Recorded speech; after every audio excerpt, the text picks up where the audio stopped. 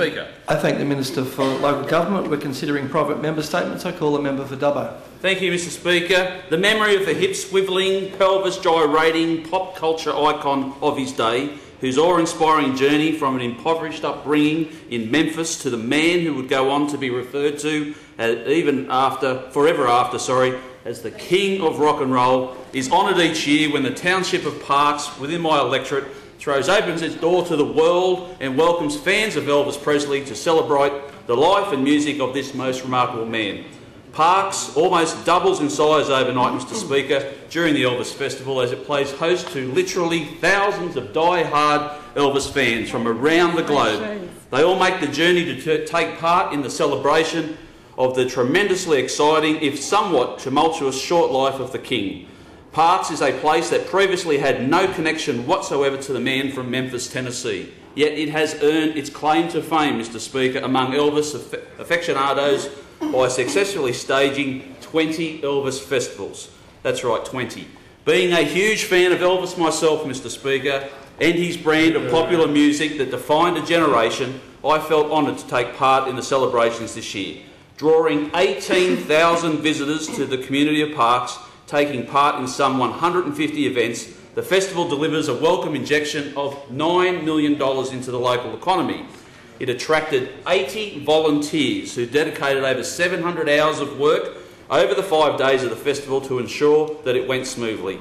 Mr Speaker, if you can visualise an Elvis impersonator on every street corner and a large parade through town, throw in a gospel church service, not to mention a series of Elvis tribute concerts, then add over 400 excited fans making the trek from Sydney on the CountryLink Elvis Express, you can certainly imagine that Parkes was well and truly all shook up. Mr Speaker, local businesses reported record trade this year, whilst most of the accommodation available had been booked out months in advance of the event. An additional 70 powered sites were made available at the showground, while camping sites were stretched to capacity.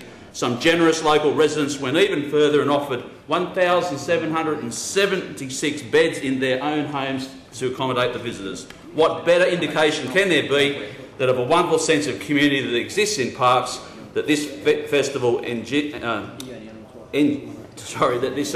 embraces? Beginning way back in '93, the Elvis Festival has blossomed over the years and in the process has created its very own legacy with the enthusiastic support of fans and local residents.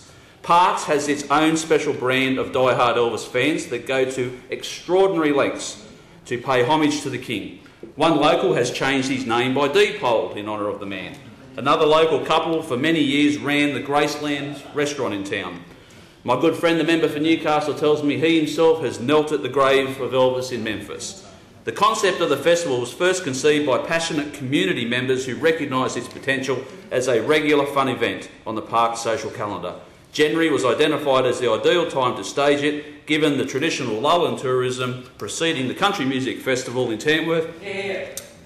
Thank you, member for Tamworth. And most importantly, it also coincides with the King's birthday falling on the 8th of January. Mr Speaker, what has impressed me more than anything else about the Elvis Festival is the way it has imbued the local population with an infectious enthusiasm that has been manifested right across the community in a burning desire to see the town prosper. It is more than a festival to the community of Parkes, Mr Speaker. The concept is warmly embraced by the entire community, leading to an atmosphere around that time of year that is difficult to capture.